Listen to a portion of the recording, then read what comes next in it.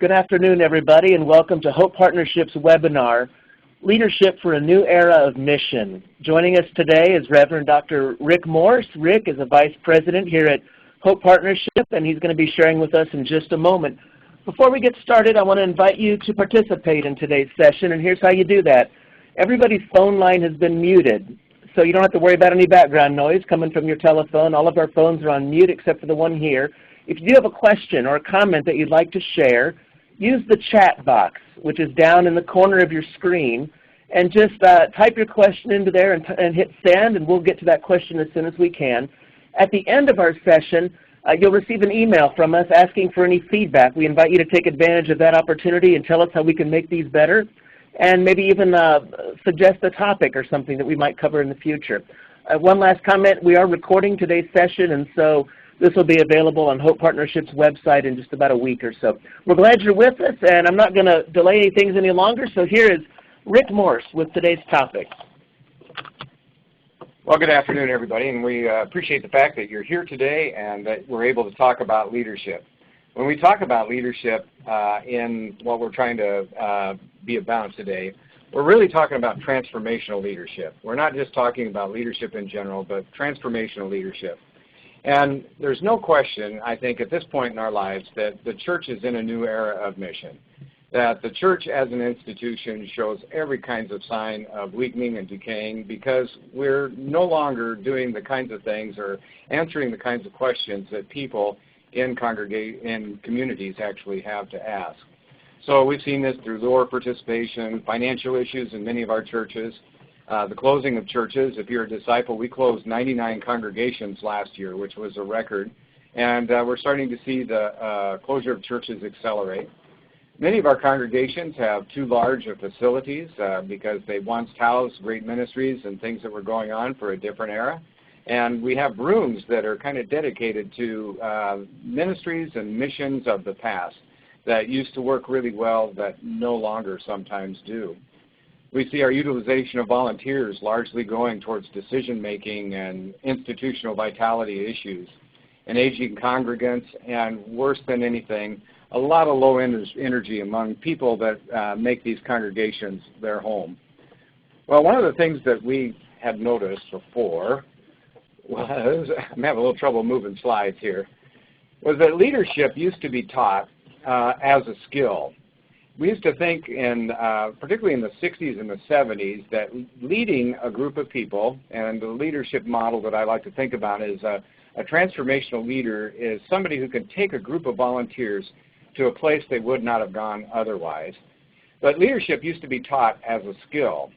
And then people that were leadership gurus in the field start to talk about leadership as being a style, as something that people had different kinds of styles. They recognized that there was more than one path of being a leader.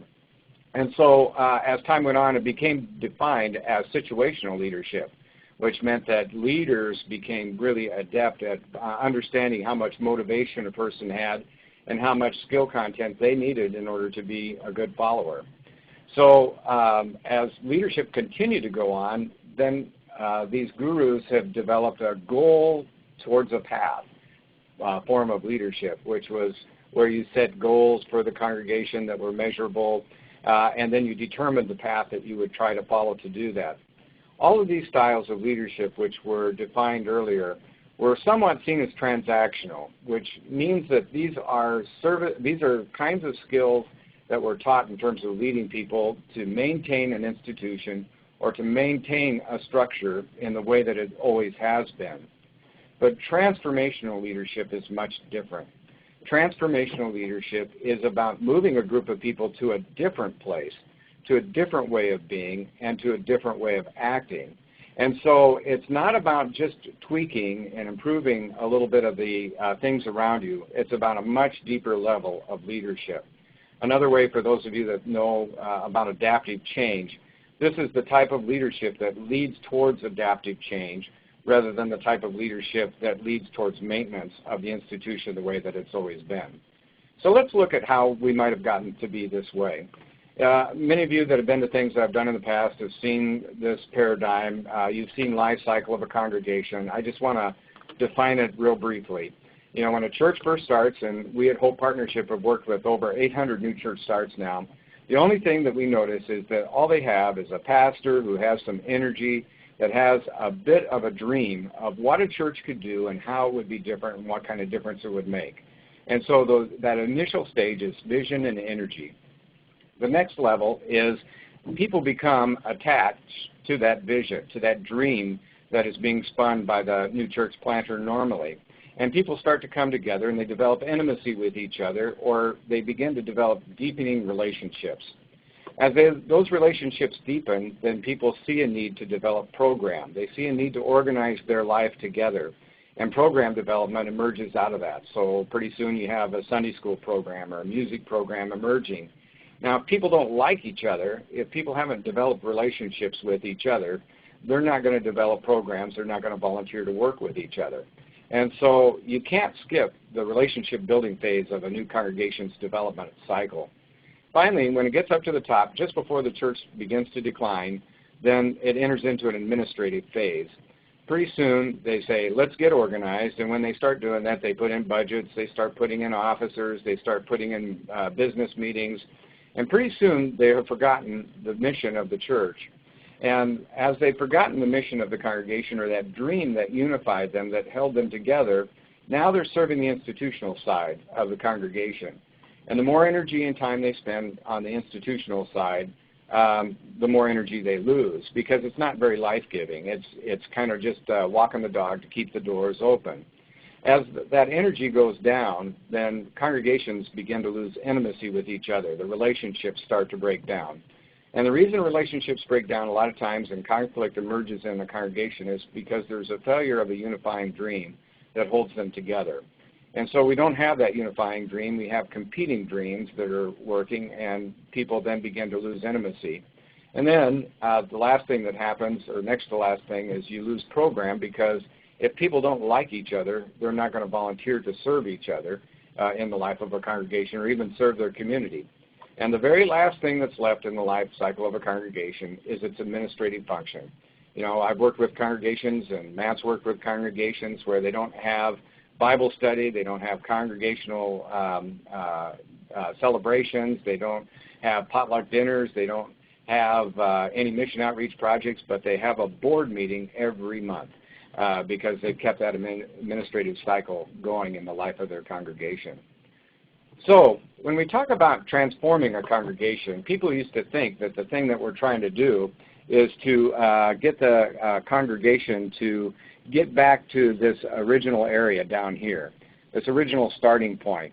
And if we could just get the congregation to shape a dream again, that the congregation would start that life cycle all over again and begin to get into an upward phase. And one of the realities that we're discovering is that that doesn't help transform a congregation at all.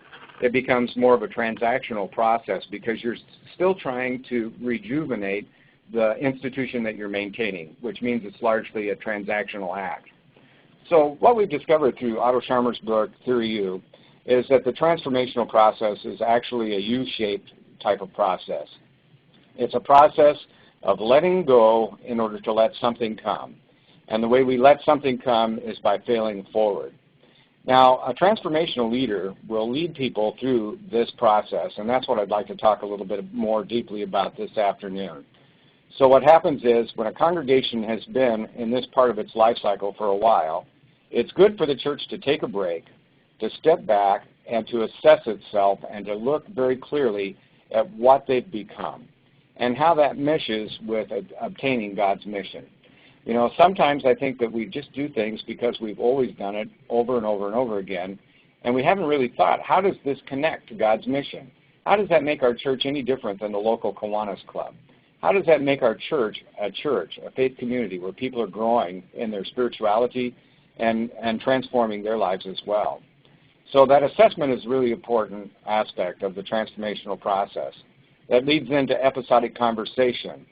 It's really important to note that for a congregation to go through any kind of process of change, people have got to talk to each other. But normally what we try to do is we force the congregation to make a quick conversation about everything. Because in our Western mindset, if we waste time planning, or we waste time talking about our current state of affairs or our current condition, we're not actually doing something. But this is where the pause comes in, and we'll talk a little bit more about that. And then we name conditions, and as the congregation has that episodic conversation and names conditions, it begins to find a way to fail forward. Now, I wish I had the capability to show you a video clip. But this is one of my favorite video clips. So if you get a chance, go on YouTube to Sasquatch Festival, and you'll see this skinny little guy without his shirt on, and you can watch that video. Don't do it now, though, because you don't want to miss this spellbinding webinar. But if you ever look at this, you'll see that there's a guy out there without his shirt on, and he starts dancing all by himself. He's inspired by the music that's around him, and he just starts dancing. And I got to tell you, he's not very good, but he's having a good time, and he's out there all by himself, and this crowd of people just standing around and sitting around in the grass looking at him like he's a fool. But this man was inspired, and he did the dance because the music had moved him to do that. And he was courageous enough to get up there and to start dancing. Well, eventually one guy comes and joins him in the dance. And the first thing that he does is he embraces the guy, and he empowers him to dance as well. And so the two of them start dancing together. And this is what's made the guy a leader. When he's out there by himself, he's not a leader. But when somebody else comes up to join him, he's finally a leader. And now that he's got a leader and he's embraced and empowered that leader, that other leader, or the other person that's with him, turns around and invites some of his friends to join him. So one person comes up, another person comes up, eventually 4 more people come up, 8 more people come up. The next thing you know, the whole crowd is getting up and moving towards this place in the field, and they're all dancing together in a joyous dance. You can no longer see the person that started the dance and was the first dancer there. A transformational leader is able to inspire people to do something that they would have never done before. And they inspire people through weaving into dreams. They capture the metaphors of life. They capture the things that are dream images for people that allow people to begin to think about the world in a different way and how the church can make a difference in their lives and make a difference in the lives of other people around them. If you listen to Martin Luther King's famous I Have a Dream speech, you will never hear any language in that that's institutional in its origin. It's always about metaphor, about children playing together, about people being accepted for their skill level rather than the color of their skin. He paints a picture of a different world because of the dreams that he had. He didn't say, I'm dreaming of civil rights legislation and court cases and things like that, all the institutional things. He used dream language to describe what life could be like. And so transformational leaders are really good at using that kind of language. They empower other people. They're courageous. They're agile. They don't just lock into one way of working with people. They're locked into many ways of working with different groups in appropriate manners. And most importantly, they are self-aware. It's always been a constant source of surprise to me that a lot of times when we've worked with a congregation where there's been a tremendous amount of conflict, sometimes it's because the pastor has not been totally self-aware of who they are. And they get enmeshed in such a way with the congregation that they can't see where their life ends and the congregation's life begins. And when that enmeshment starts to take place, you lose your self-awareness and you're not going to be able to transform anything. A transformational leader is also open to personal transformation. A leader that goes into a situation thinking that they have all the tools that they need and that they have all the skills that they need and that they know everything that they need to know is not going to be able to transform a congregation. One of the things that's been interesting is when we identify and talk to pastors who are what I consider to be transformational leaders around our denomination, every one of them has gone through some series or painful event of where they've had to personally let go of old ideas or personally let go of old ways of being in order to become something new. The most effective transformational leaders are those that are willing to let go of some of their own personal sacred cows in order to become something new. So as we move along, the process of transformation has 7 stages. The first is suspending judgment. You know, one of the things that's really unfortunate is we have these voice judgments in our head, and I'll talk a little bit more about that as we go along. Then they redirect the congregation's notion of what is a good question. You know, right now there are two questions that most congregations ask. One is, how do we get more people to sit in our pews? And the second is, how do we get more money? A good transformational leader is able to redirect people from those questions, asking questions about how do people's lives change? How would the gospel make a difference in our community? What could our church do that would make a difference in the lives of the people that come here? How could we help people grow spiritually in their own quest? Redirecting questions is an important aspect of transformation. Then getting down to the third stage is the letting go stage. There are so many sacred cows in the life of a congregation. My gosh, when I was a new church pastor, I can't believe it. We'd do something twice, and people would say, well, we got to do that again, you know, and it's like, no, just because we did it twice doesn't mean we need to do it forever. I was back at my congregation not too long ago visiting the one that I worked with and starting, and we had this Dads Against the World softball game, and it was always fun in the summertime, but they're still doing it, 30 years later. It's kind of like, okay, that's great, but let's find some new things to do too. So learning to let go is really hard for faith communities. And then we get to that lowest part of the U, which is the let come phase. That's the place where we pause and begin to focus. Then we begin to crystallize new images for what the church might become. And then we begin to prototype new ideas. And again, when we get to the top, the seventh stage is institutionalization, which means it's probably time to start over again with the process of transformation where you're at. Now, the leadership in that system becomes very predictable. At the very beginning of a congregation's life, we have leadership style, which is called initiating, or initiators. Initiators are dreamers, they're lovers, they're the most creative people in the world, they're wonderful folks, but by golly, you can't ever, they make lists and lose them, they can't remember to come to meetings, you know, they're the artists and the dreamers of the world, and they're very creative people. That's the kind of people that you engage in leadership at the very beginning of the life cycle of a congregation. And then as you get to the top, what happens is congregations become fairly predictable too. They'll say, hey, well, you're an accountant. Obviously, as an accountant, you're going to make a good bookkeeper for our church. So why don't you keep our church records? So we get an accountant, and the next guy is a manager of a production line at a business. So we recruit him to be on our church board. And we find somebody that manages a convenience store, and we put them on our church board. Next thing you know is we have all these kinds of people that are used to maintaining and managing systems, the same kinds of systems, over and over again, serving as decision makers of our congregation. And so as we get those people with their talents and skills, and they become the majority of our boards and of our leadership structures, then what happens is they begin to look at the church as a transactional institution in which they're trying to maintain as well. So anytime a new idea comes up to a board like that, they're going to say no, because the system is designed to say no. They're going to say that doesn't fit into our policies and procedures, we don't have it in the budget, all that kind of stuff. So when we get to that transactional point, the church begins to codify decline within its life. At the very time that the church needs to spend more money doing different kinds of things, if you have transactional leaders that are only in charge of that congregational setting, they are going to say no every time. And that's going to leave us in a way in which the church is going to codify its decline. Now, in the transformational process, we've talked about the qualities of a transformational leader that takes place.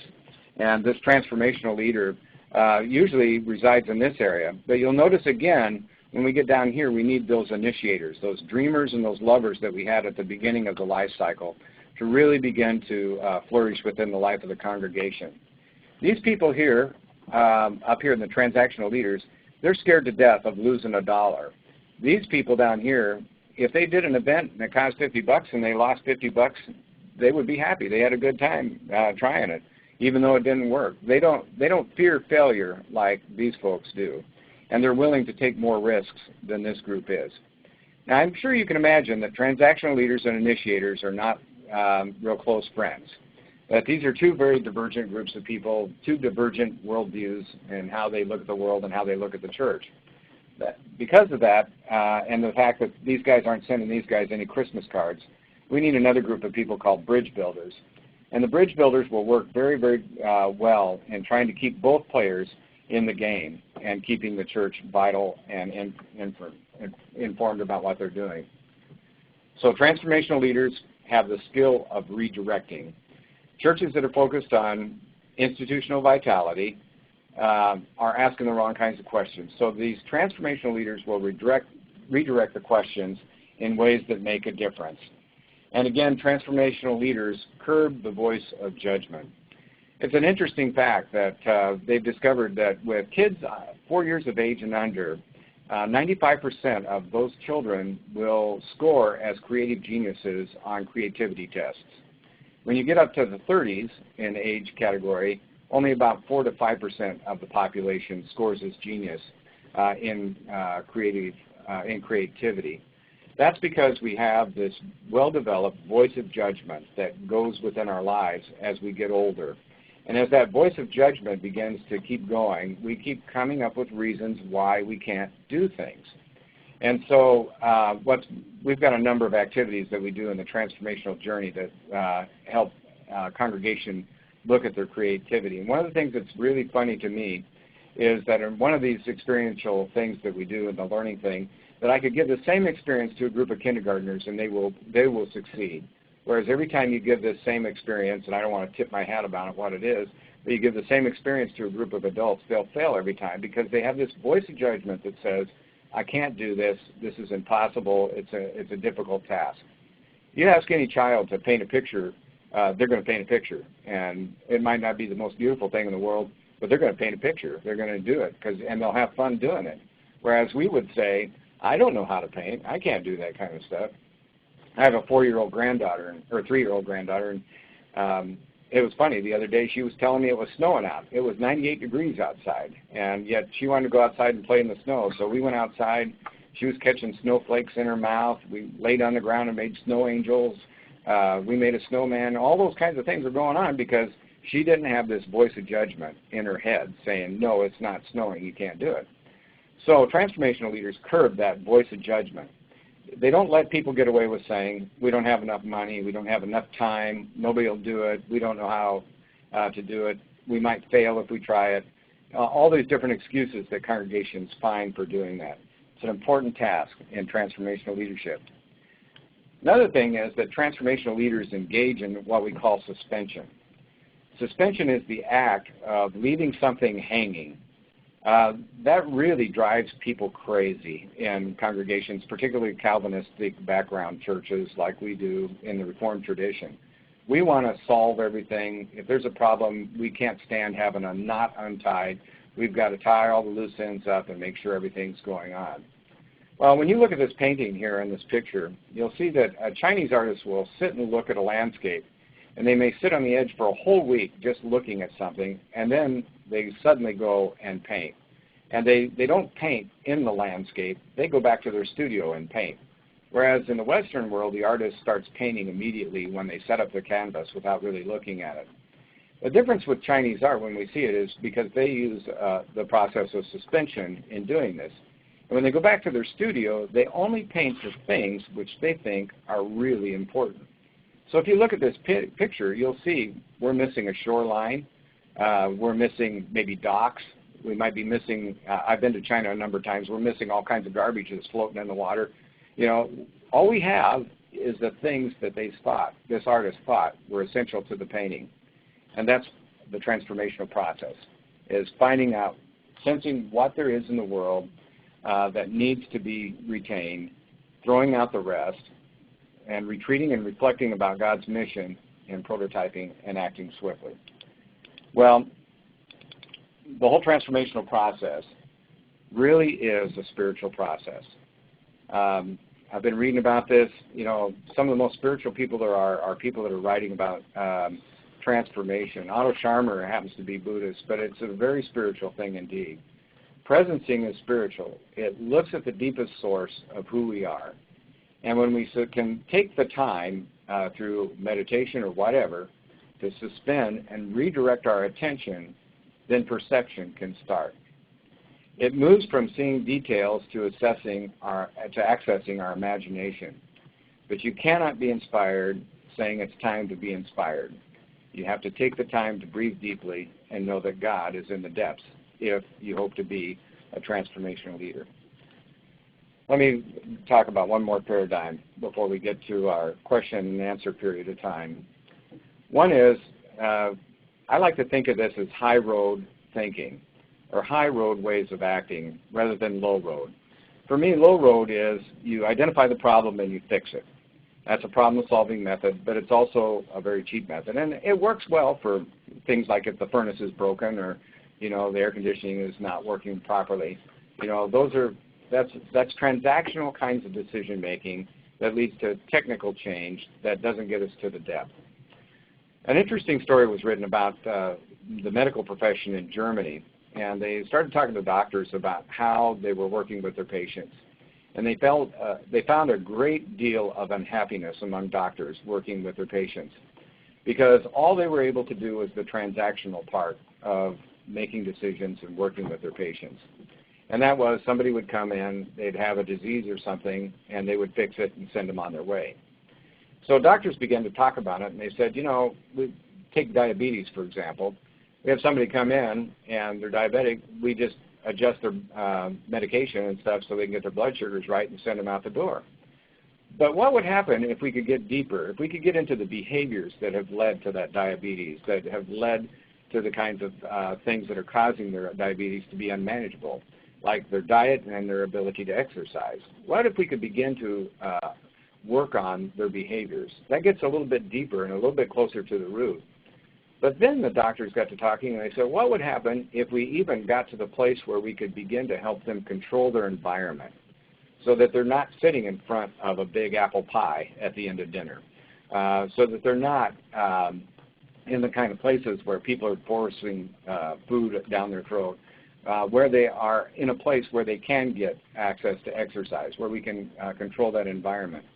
That's where transformation begins, is the deeper that you can get beyond the transactional, day-to-day, simple decision-making towards starting to address the behaviors of a congregation and the way in which a church normally acts, getting down to controlling the environment or looking at the environment in which it's a part of. So real quickly, when we get to this point, we notice that these transformational leaders really are engaged in prototyping, that upward part of the thing. They're ready, fire, aim people. They're not ready, aim, fire. Most of our congregations are stuck at aim, and we never pull the trigger, and we start talking things, and we talk them to death. We never really even identify the target because we're so busy talking about stuff, and then we wonder why nothing ever gets done. Transformational leader has a propensity towards trying something. And so congregations want to talk things through and talk it into the ground, but transformed congregations have a propensity towards action. And in prototyping, you always are murmuring the thing that we're going to fail ahead. You never stop pausing through the whole time. It's a rigorous, arduous task that really is important. So we need all of these leaders at the table. I know I speak harshly to transactional leaders. That's because I'm an initiator and I'm not sending them any Christmas cards either myself. But I got to tell you, we need everybody at the table. We need the most anal T-crosser, I-dotter at the table with the most creative, dreaming person who forgets to write down notes. And we need in the middle of all of that skilled pastors who are helping people understand their gifts and moving through these cycles to help the congregation find its inspiration, its courage, its ways of empowering each other, and its agility and dreams and self-awareness. Transformational leadership is a behavior. It's not a skill. It's a spiritual act. It's not an institutional act. You're not about transforming congregations to save something. It's about being engaged with the Spirit of God. It's dream-centered and not goal-oriented. It's well aware of what's going on in the world, but it's not going to lay down and let the world control it. Transformational leadership, I think, is the most fun way to live your life as a pastor, and it's probably the most rewarding for the congregations in which you get to serve. So Hope helps develop transformational leaders. We've got a lot of services available that we can do to do that. One of the things that we offer is Leadership Academy. And unfortunately, you're past the deadline to sign up for Leadership Academy at the end of September. but we have another Leadership Academy coming in February. And we've now expanded Leadership Academy to include not only a 101 track, which is your introductory track on transformational leadership, where you begin to hone and learn and to practice these skills in transformational leadership. But we now have a 201 track as well, which will help you develop even deeper transformational leadership skills that will be led by a very focused and well-admired transformational leader from another part of our country. We also have Dare to Lead events. If you're in Texas, we've got Dare to Lead events coming up in Rockwall, Texas, and also in Tyler, Texas this weekend.